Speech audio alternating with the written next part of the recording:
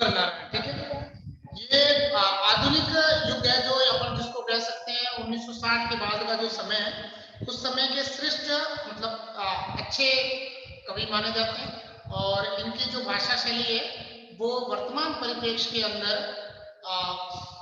प्रारूप के रूप से जिसे कहें या व्यवहारिक रूप से जैसे कहें तो उन्होंने उनको जोड़ करके और चलने के लिए प्रयास किया।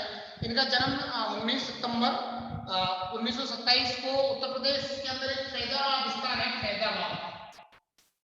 फैजाबाद तो फैजाबाद में इनका जन्म हुआ। मृत्यु 15 नवंबर 2017 को दिल्ली के अंदर हुई, यानी आज से 4 साल पहले। ठीक है। इनकी प्रमुख रचनाएं हैं जिनके अंदर चक्रव्यूह ये 1956 के अंदर आया था। परिवेश, हम तुम, परिवेश का मतलब चारों तरफ का आवरण और हम तुम यानी इसके अंदर रहने वाले लोग, अपने सामने कोई दूसरा नहीं। इन दिनों ये इनके काव्य संग्रह है यानी कविताओं के संग्रह है और इनके अंदर उन्होंने अपनी कविताओं के संग्रह प्रकाशित करके और इनकी जो कविता की जो कहते हैं मारक क्षमता है, व्यवहारिक रूप से कहें या ज्ञान के रूप से कहें, अपने आप में काफी श्रेष्ठ है। आत्मजयी ये इनका एक प्रबंध काव्य है, मतलब बड़ा काव्य खंड है। आकाशों के आसपास ये इनका कहानी संग्रह है, ये कहानियों का संग्रह है। आज और आज से पहले ये इनकी समीक्षा का मतलब होता है किसी विषय के ऊपर लिखना, यानी उस विषय की मतलब क्या कमियां हैं, किस प्रकार से सुधार किया जा सकता है, तो वो इस प्रकार से। ठीक है। और मेरे साक्षात्कार ये एक सामान्य से इनकी रचनाएं हैं। इनको पुरस्कार साहित्य अकादमी पुरस्कार मिला है। हिंदी का दूसरा सबसे बड़ा पुरस्कार होता है ये साहित्य अकादमी पुरस्कार है, हिंदी का दूसरा सबसे बड़ा पुरस्कार है। कुमारन आसान पुरस्कार ये भी एक उत्तर प्रदेश सरकार द्वारा दिया जाता है। फिर व्यास सम्मान ये उत्तर प्रदेश सरकार द्वारा दिया जाता है। प्रेमचंद पुरस्कार ये उत्तर प्रदेश सरकार द्वारा दिया जाता है। लोहिया सम्मान, तो ये लोहिया सम्मान भी उत्तर प्रदेश सरकार है वो देती है। कबीर सम्मान और ज्ञानपीठ पुरस्कार, ज्ञानपीठ पुरस्कार हिंदी का सबसे बड़ा पुरस्कार है, ये ध्यान रखना है ना। इसको हिंदी प्रचार में सभा देती है। ज्ञानपीठ सबसे बड़ा पुरस्कार है क्योंकि मुझे ज्ञानपीठ पुरस्कार भी मिल चुका है। ठीक है। और दूसरा सबसे बड़ा है वो है साहित्य अकादमी पुरस्कार, साहित्य अकादमी पुरस्कार। ठीक है। तो ये पहले नंबर का है, ये दूसरे नंबर का है। यानी हिंदी साहित्य सभा द्वारा या हिंदी साहित्य नागरिक प्रचार सभा जो बनारस वर्तमान दिल्ली में जिसका मुख्य कार्यालय है उसके द्वारा ये पुरस्कार दिए जाते हैं। दोनों हिंदी भाषा के अंदर रचनाओं के क्षेत्र में या फिर अपन कहेंगे लेखन के क्षेत्र में, साहित्य के क्षेत्र में, लिटरेचर के क्षेत्र में, चाहे किसी भी भाषा का हो, ये कुल मिलाकर के 18 भाषाओं में दिया जाता है। 18 भाषाओं में ये साहित्य अकादमी पुरस्कार दिया जाता है। पहले रचनाओं के ऊपर दिया जाता था, लेकिन 1984-85 के बाद ये व्यक्ति विशेष को दिया जाने लगे, मतलब किसी अच्छे कार्य रचना दे करके, और साहित्य अकादमी पुरस्कार ये रचनाओं के ऊपर दिया जाता है। ठीक है। न जाने कब से बंद एक दिन इस तरह खुले घर का दरवाजा जैसे गर्द से ढकी एक पुरानी किताब, यानी इनकी जो भाषा है एक व्यवहारिक तौर की भाषा है, यानी उस भाषा के अंदर अपन ये कह सकते हैं इनका मूल ये है कि मतलब कविता का अस्तित्व कैसा है, मतलब अपन है कि नहीं, सिर्फ जानवर बन के नहीं जीना, सिर्फ नाम के लिए नहीं जीना, अपना वास्तविक अस्तित्व भी है कि नहीं।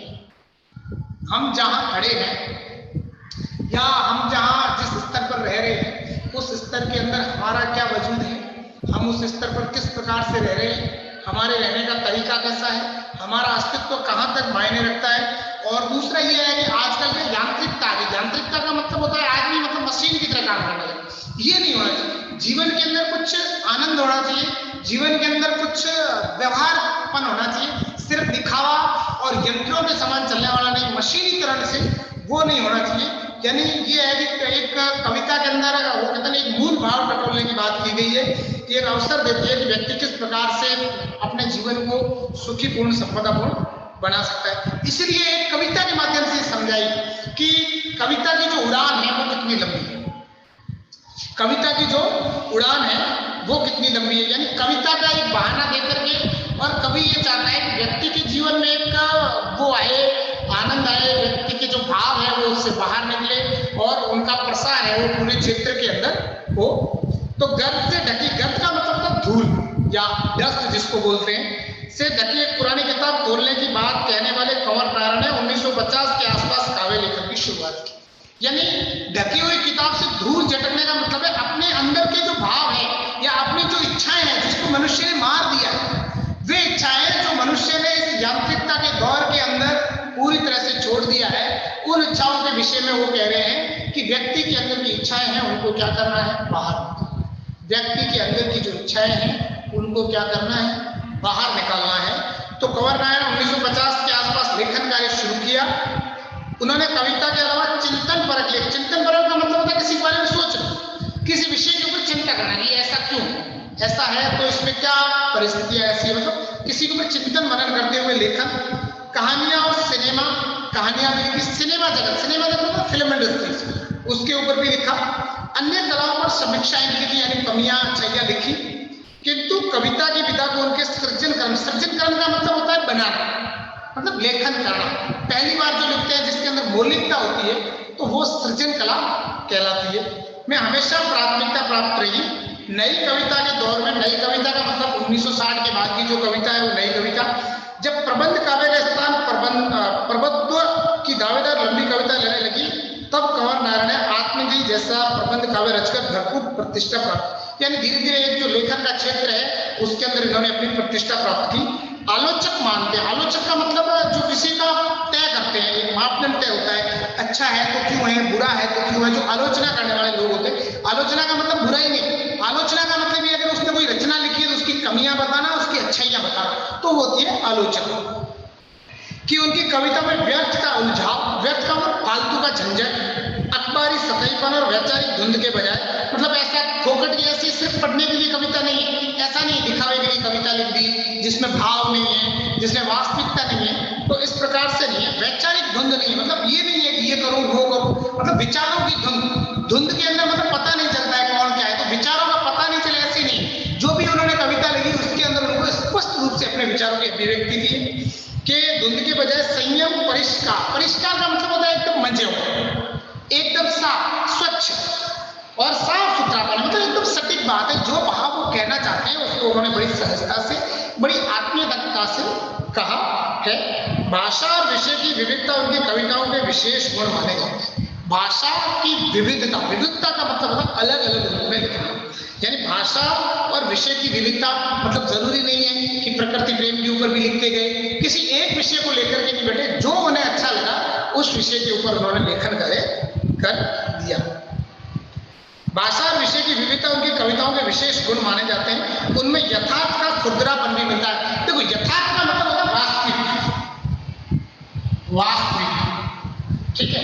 यथार्थ का मतलब क्या होता है, वास्तविक, यानी व्यक्ति के अंदर वास्तविकपन होना चाहिए, दिखावा नहीं। खुरदरापन का मतलब जैसे अपन वास्तविक, अपन कुछ भी दिखाए, जैसे सपोज दैट मैं आपको उदाहरण दे दूं, आजकल एक जैसे मोबाइल आ रहे हैं, इनका जो फ्रंट कैमरा होता है उससे सेल्फी लेते हैं, वो चेहरे को मतलब इतना गोरा और चमक दिखाते हैं जैसे वास्तव में अभी अंग्रेज है पैदा हुआ, और वास्तविक रूप से अगर उसका मिलान दिन रात का अंतर, तो ये होता है मतलब वास्तविकता दिखाना। अगर उसके अंदर कालापन है तो कालापन दिखे, है उसके अंदर वास्तविकता है वो दिखे। तो इनकी कविताओं में वास्तविकता थी, इनकी कविताओं में यथार्थ था, भले उसका खुरदरापन है। खुरदरा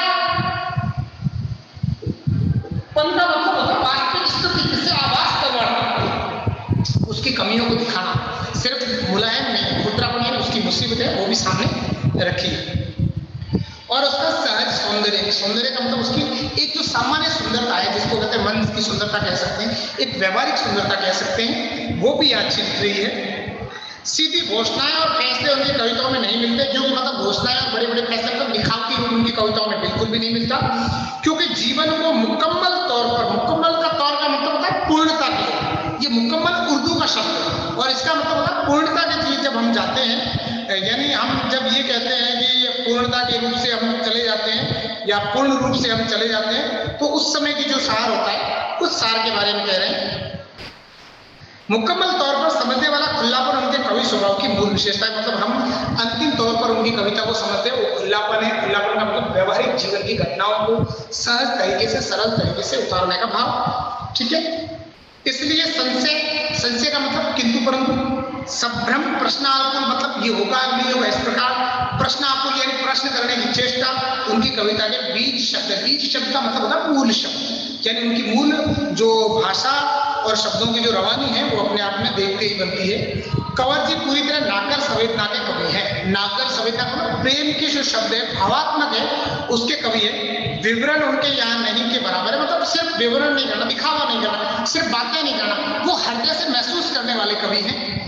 पर व्यक्तित्व और सामाजिक युवाओं का तनाव पूरी व्यंजना में सामने आता है। व्यक्ति का मतलब होता है, मतलब जिसका पर्सनल हो, व्यक्ति अपने कहते हैं व्यक्तित्व ये उसका पर्सनल मैटर है। ऐसे इनका जो व्यक्तित्व और सामाजिक युवा को, मतलब व्यक्तित्व कैसा होना चाहिए समाज के साथ, युवा का मतलब किंतु परंतु ऐसा करूं नहीं करूं ये होना चाहिए। तो ये उनकी कविताओं में स्पष्ट दिखता है। दिखाने का भी प्रयास किया है कि किस प्रकार से समाज और व्यक्तित्व के बीच में जो बिंदु है वो ऊपर नीचे होते रहते हैं। व्यंजकता का मतलब होता है किसी अन्य बिंदु के सहारे, लक्षण के सहारे सामने आना। एक पंक्ति में कहे तो इतनी तटस्थ वितराग दृष्टि। तटस्थ का मतलब होता है बिना किसी का पक्ष लिए लिखना, बिना किसी का पक्ष लिए हुए लिखना। दृष्टि नौच कसोट, नौच कसोट का मतलब होता है किसी की कमी पेशी ये वो 19-20 ये नहीं, स्पष्टता, हिंसा प्रति हिंसा से सहमे हुए एक संवेदनशील मन के आलोकों के रूप में पढ़ी जा सकती। मतलब ये इन्होंने उस दृष्टि को देखा है 1947 के जैसे दंगे देखे तो उनको पता, तटस्थ होकर के देखे किस प्रकार से लड़े। तो इनकी दृष्टि में वो चीजें हैं, वो दुख है, वो संवेदना इनकी लेखनी के अंदर स्पष्ट रूप से व्यक्त होती है। वो संवेदना इनकी लेखनी के अंदर स्पष्ट रूप से दिखाई गई है। यहाँ पर कंवर नारायण की दो कविताएं ली गई हैं। पहली कविता है कविता के बहाने, पहली कविता है कविता के बहाने। तो कविता के बहाने ये समझाने का प्रयास किया है, पक्षी से तुलना की है कि सार्थकता किसमें, भाव है व्यक्ति के। जैसे कविता उसने यहाँ बोली, पसंद करने वाले ने दिल्ली में सुनी, जोधपुर में सुनी, इधर उधर सुनी और कभी किसी विदेश में भी सुन ली, मतलब उसके भावों की महत्ता है। अगर उस कविता के भाव बड़े दृढ़ है, अगर उस कविता के भाव बड़े दृढ़ है, भाव बड़े मजबूत है, भावों के अंदर एक वेग है, भावों के अंदर एक ओज है, तो फिर वो कविता बहुत ज्यादा फैलेगी। यानी उसकी कोई सीमा नहीं है, वो देश विदेश तक, देश की सीमाओं से परे भी जा सकती है। ऑस्ट्रेलिया में भी उस कविता को सुना जा सकता है, अमेरिका में भी सुना जा सकता है। प्रत्येक देश में लोग उस कविता को देखते हैं। देखने का कारण क्या है, उसके भावों की अभिव्यक्ति। तो कविता के बहाने जो इन दिनों संग्रह से इन दिनों इनका एक संग्रह है, उससे ली गई है। आज का समय कविता के वजूद को लेना मतलब होता है उसका मतलब अस्तित्व। कविता आज है कि नहीं, कुछ लोगों ने कविता को मजाक बना दिया, सिर्फ क्या है प्रेम के अंदर छिछलिता, नंगापन, वो नहीं है। वास्तविक रूप से कविता का जो स्तर है उस स्तर की ये बात कर रहे हैं। आशंकित मतलब उनको शंका है कि इसका अस्तित्व बचा भी है नहीं बचा है। शक है कि यांत्रिकता के दबाव से कविता का अस्तित्व नहीं रहेगा। यांत्रिकता का मतलब होता है दिखावे के रूप से या मशीनी रूप से, या आदमी बस दिखावे के लिए करता, फॉर्मेलिटीज तौर पे पूरी करता है, यानी सिर्फ दिखावा करके फॉर्मेलिटीज करके जो काम पूरा करता है, उस रूप में ये कह रहे हैं कि वास्तव में इसके अंदर भी बहुत सारा परिवर्तन आना बाकी है। ऐसे में यह कविता की अपार संभावनाओं को टटोलने का एक अवसर देती है। यानी अपार संभावना है, बहुत बड़ी बड़ी संभावना, उनको टटोलने का एक अवसर देती है। कविता के बहाने यह एक यात्रा है जो चिड़िया फूल से लेकर बच्चे तक से, मतलब कविता से उन्होंने तुलना किससे की, चिड़िया से की है, फूल से की है और बच्चे से की है। तो चिड़िया और फूल से जो तुलना की है उसमें तो कविता ज्यादा है, लेकिन बच्चे और कविता में समानता दर्शाई। क्यों? क्योंकि बच्चा भी अपरिमित संभावनाओं का भंडार होता है। जैसे कविता के शब्द कहीं दूर तक फैल सकते हैं, वैसे बच्चे की जो कल्पनाएं होती है, बच्चा भी बड़ी बड़ी कल्पनाएं करता है और कभी कभार उनको साकार रूप में भी दे देता है। एक और प्रकृति, दूसरी ओर भविष्य की ओर कदम बढ़ाता बच्चा। यानी एक और प्रकृति जैसे व्यक्ति, वैसे भविष्य की और कदम बढ़ाता जो बच्चा है वो भी क्या करता है, वो भी इसी प्रकार से कहता है। कहने की आवश्यकता नहीं है कि चिड़िया की उड़ान की सीमा है, मतलब चिड़िया की उड़ान की सीमा है, मतलब चिड़िया कहाँ जाएगी, आवश्यक जोधपुर जाएगी, इससे आगे नहीं जा सकती, लंबा नहीं जाएगी। लेकिन कविता के अगर भाव मजबूत है तो पूरे विश्व के अंदर कहीं पर भी उसको सुना जा सकता है। फूल के खिलने के साथ उसकी परिणति निश्चित है। परिणति का मतलब होता है उसका अंत। भाई फूल खिला है, कब तक रहेगा? फूल खिला है वो कब तक रहेगा? 4 महीने, 2 महीने, 10 दिन, 20 दिन, महीना भर, उसके बाद वो फूल मुरझा चला जाएगा। यानी लेकिन कविता एक बार अगर उसके भाव लिखे गए तो आजीवन उसके भाव बढ़ते जाएंगे, भावों को लोग सुनते जाएंगे। लेकिन बच्चे के सपने असली में, लेकिन बच्चे के सपने जैसे कविता बढ़ती जाती है, बच्चा बढ़ता जाता है, वो सोचता है अगर एक काम पूरा किया उसका इच्छा ये करूं मैं, अच्छा अच्छा, ये नहीं, ये कर दूं मैं क्या, अच्छा ऐसे नहीं, इसको मैं कर दूं क्या, अच्छा यूं नहीं, ऐसा मतलब उसके सपने हैं वो क्या है, काफी बड़े हैं और वो बड़े सपनों के साथ निरंतर आगे बढ़ते जाने का प्रयास है वो करता रहता है। फूल के खिलने के साथ उसकी परिणति निश्चित है, लेकिन बच्चे के सपने असीम, असीम का मतलब जो कभी भी मतलब खत्म न हो, मतलब बहुत ज्यादा बड़े। बच्चे के खेल में किसी प्रकार की सीमा का कोई स्थान नहीं। बच्चे जब खेलना शुरू करते कोई सीमा नहीं, शाम तक दोपहर तक, मतलब उनका मन कभी नहीं भरता, प्यास भूख सब एक तरफ रख देते, लेकिन जब तक अगर खेल के अंदर मन है तो उनके खेल को कोई नहीं रोक सकता। कविता भी शब्दों का खेल है, कविता भी है वो शब्दों का खेल है।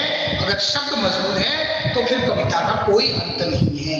कविता निरंतर आगे बढ़ने वाली है। और शब्दों के खेल में जड़, जड़ का मतलब होता है क्या, निर्जीव। चेतन, चेतन का मतलब होता है सजीव। अतीत का मतलब बीता हुआ, वर्तमान यानी वर्तमान और भविष्य सभी उपकरणों का सब है। फिर कविता हर क्षेत्र में आगे जाएगी, कहीं पर भी एक स्थान के अंदर वो रुक करके रहने वाली नहीं है। उसके अंदर निरंतरता है और वो निरंतर रूप से आगे बढ़ती जाएगी, निरंतर रूप से आगे चलती जाएगी, निरंतर ठीक ऊपर की ओर चलती जाएगी। फिर वो कह रहे हैं इसलिए जहां कहीं रचनात्मक ऊर्जा होगी, रचनात्मक ऊर्जा का मतलब था कुछ करने का साथ, कुछ नवीन लाना, यानी कुछ नवीनता का जो भाव है वो होगी, वह सीमाओं के बंधन खुद ब खुद टूटे। अगर जिस व्यक्ति में करने का साहस है, कुछ रचनात्मक तरीके से नया कर सकता है, तो फिर उसके बंधन कुछ भी नहीं रहते। अब ऐसे तो पढ़ के नहीं मुझे समाज करने नहीं दीजिए, तो यानी अगर उसकी खुद की इच्छा मरी हुई है, अगर वो खुद कुछ भी कर नहीं पाता है तो फिर वो कुछ भी नहीं कर पाएगा। अगर उसके अंदर सकारात्मकताएं हैं, अगर उसके अंदर वास्तविक रूप से कुछ करने का मादा है, अगर उसके अंदर कुछ वास्तविक रूप से कर गुजरने की दीवानगी है, तो अगर उसके अंदर सृजनात्मकता है तो वो कुछ भी कर सकता है। वो अगर नया करने की उसके अंदर चाहत है तो वो कुछ भी कर सकता है। कहीं पर भी रुक करके रहने वाला वो नहीं है। वो चाहे घर की सीमा हो, भाषा की सीमा हो, फिर समय की सीमा हो, यानी किसी भी सीमाओं में फिर बनता नहीं है। वो रचनात्मकता रहती है उसके शरीर में, सृजनात्मकता रहती है, नवीन सब कुछ करने की चाहत रहती है, इसलिए फिर वो सब कुछ होता जाता है। दूसरी कविता है बात सीधी थी पर कोई दूसरा नहीं, संग्रह में संकलित है। दूसरी कविता है मतलब बात को कहने का तरीका कैसा है, बात को कहने का तरीका कैसा है, यानी ज्यादा शब्दों का प्रयोग नहीं, ऐसी बात को भी सामने वाले को समझ में आ जाए, सहजता, शब्दों का मायाजाल नहीं होना चाहिए। तो कभी भी कह रहा है मैंने बात को कहने के लिए शब्दों का, तो लोगों ने कहा वाह वाह ये कैसा शब्द है, ये कैसा, लेकिन उसका जो मूल भाव होता है फिर वो बढ़ जाए। यानी दिखावटीपन नहीं होना चाहिए, शब्दों का आडंबर नहीं होना चाहिए, सहजता सरलता होनी चाहिए, जिससे कि जो हमारी बात को सुन रहा है, जो हमारी कथन को सुन रहा है, उस व्यक्ति के समझ में वो कथन आना चाहिए, तो फिर हमारी भाषा का प्रयोग सार्थक है। अदरवाइज अन्यथा हमारी भाषा का जो प्रयोग है कतई सार्थक नहीं। कविता में कथ्य, कथ्य का मतलब होता है कथन, मूल भाव और माध्यम के द्वंद्व के लिए, माध्यम का मतलब कहने का तरीका, दोनों के बीच का जो लड़ाई, द्वंद्व का मतलब क्या है, लड़ाई, उसको घेरा गया। भाषा की सहजता की बात, मतलब सरलतम तरीके से हम बात को किस तरह समझा सकते हैं, सरलतम तरीके से हम बात को किस तरह समझा सकते हैं।